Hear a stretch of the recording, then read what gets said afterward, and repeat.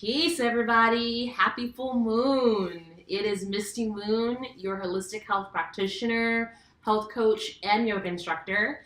And I am so happy to bring to you another live demo of a vegan recipe. As I promise, every new and every full moon, I'll be bringing this information to you because this is just what I do and as my purpose. And I love sharing this information with you. And so for today, you figure we're getting closer to the spring. It's right around the corner. So today I'm going to be sharing with you how to make kombucha. Kombucha is it's the good stuff. It's definitely something that you want to have in your cupboard. So what kombucha is, it's a beverage and it's a probiotic. And a probiotic is what gives us the good bacteria in our gut flora and in our colon. Okay, so when you break down kombucha, what it really is, it's a combination of a tea brew, sugar, and a culture that creates this fermentation process, and that's what creates a probiotic for the body. And so when you go to a health food grocery store, oftentimes you're going to pay about $3 and some change for an 8 to 16 ounce bottle of kombucha, where if you make your own, you have it for free for the rest of your life. And so oftentimes you have to buy a SCOBY. That's the starter kit to make your kombucha. And SCOBY is an acronym that means symbiotic culture of bacteria and yeast. And so oftentimes you can buy a SCOBY online. I've seen it from $3 to $6. You can buy a kombucha kit, which is around $50, which has everything in it, like the sugar and the tea brew and the actual SCOBY. Or if you're lucky enough like me, you can have a friend that gifts it to you. So again, I want to give a shout out to Trina Alexander here in Oakland, California. She's a yoga instructor and owns Yoga Love. Yoga Love. Want to give it a shout out. She got this SCOBY from a friend of hers who I believe lives in South America. So it's a beautiful way to create community as well. Because what you're going to notice is that when you grow your SCOBY in your kombucha, when you make your kombucha, your SCOBY is going to grow because it's a living organism and it's feeding off the sugar. And then when it gets to a certain point, you'll notice that it's going to have different layers. My SCOBY is still quite new, so I don't have the different layers. But after a while, you'll notice that it starts to thicken, and you can just simply take a layer off of it, and you can either make another batch of SCOBY or another batch of kombucha, or you can gift that to a friend. So it's the gift that keeps on giving. It's a beautiful thing. Okay, so let's go ahead and get started. Oh, before we get started, as I like to share with you the benefits of this, there's so many benefits. In addition to it creating more of the healthy bacteria in the colon and the gut, it also it's a detoxification, which is another reason why I want to share this with you now as we're getting close to spring, because around spring is a time that you really want to start cleaning out your body. It improves digestion. It improves strengthens the immune system. It helps prevent arthritis. It helps with cholesterol reduction, gives you more energy, and it also supports weight loss as well. So, and another beauty about kombucha is that you can make so many different flavors. Like I'm going to share with you my particular recipe that I like, but most black tea is recommended for kombucha. You can use yerba mate, which is a natural stimulant. It's a root that comes from South America. It's really good. You can use lavender. You can use ginger, hibiscus. There's so many different ways that you can create your own batch of kombucha. Okay. So with that said, let's go ahead and get started. So I want to show you what it looks like. Let me hit this so I can see myself. It doesn't look that pleasant. The very, very first time that I was gifted a kombucha or a SCOBY, I had no idea what I was doing with it.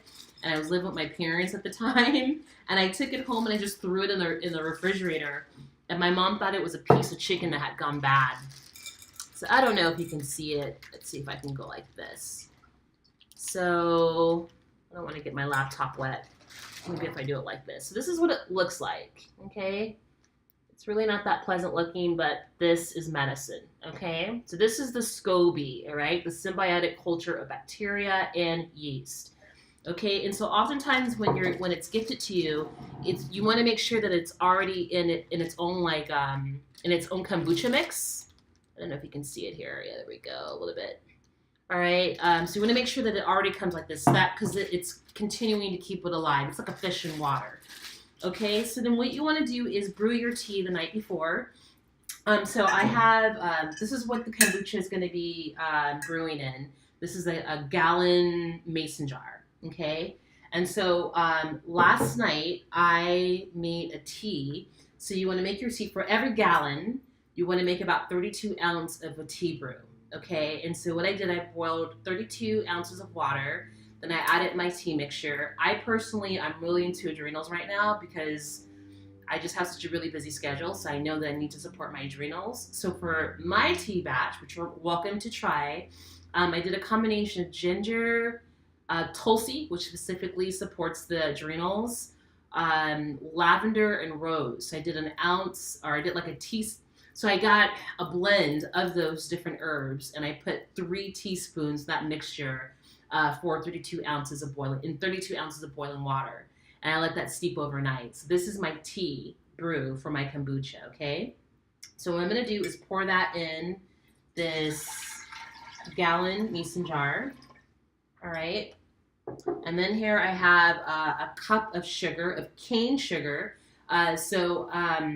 I'm not sure if I mentioned this, but I did a little research on it. You can use brown sugar because I know most of us are trying to stay away from white sugar or well, this is cane sugar, so it's natural sugar. But most of us are trying to stay away from that. We prefer to do honey or brown sugar or coconut sugar. You can use those, but it's difficult for the kombucha or for the SCOBY to consume it because the sugar is for the SCOBY. It's not for you. And you'll notice that 2 weeks from now, when you check up on it, it's not going to be as sweet as you think it would be after putting a cup of sugar in there, okay? So again, the sugar is for the SCOBY. And it's recommended that you do cane sugar because it's easier for the SCOBY to digest it, okay? So we're going to add our cup of cane sugar, all right? And then we're going to mix it up. It's so simple to make. It's just, yeah. Thank you, Trina, again, for gifting me the SCOBY. It really has changed my life. All right, so get that nice and mixed up. Really good.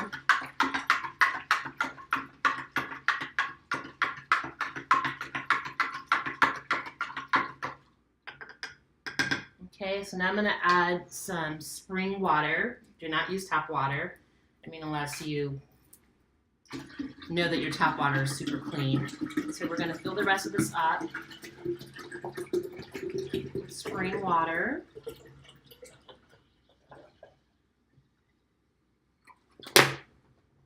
All right, and now we're going to add, I'm going to make sure that this is not frozen. There we go. All right, so now we're going to add our SCOBY. All right, so get the clean water from the last kombucha. All right, and it's going to float at the top. All right, and you don't want to close it. You don't want to seal it with the jar. You want it to be able to breathe because again, it's a living organism. So what we're going to simply do, you can use a cheesecloth, or you can use just like a regular towel, a really thin towel. All right, and then get a rubber band to seal it. And then you want to put this in a dark, dry place. So I have like a cupboard that I put it in. And you leave it for 2 weeks. You come back, check up on it in 2 weeks, get a spoon, taste it. If it sits too long, then it's going to be a super vinegary taste. So you want to make sure that as soon as it tastes the way that you want it, immediately start consuming it. And that's what it's there for. I personally like to put it in the refrigerator. I like it cold, but you can keep it room temperature, whatever's good for you. The last thing, though, the last important ingredient is to give it love. Okay, so you can just simply put your hand over it and just, breathe, just give it gratitude. You can charge it whatever, you can put say affirmations. Like the other batch I have, I put love myself or self-love on it.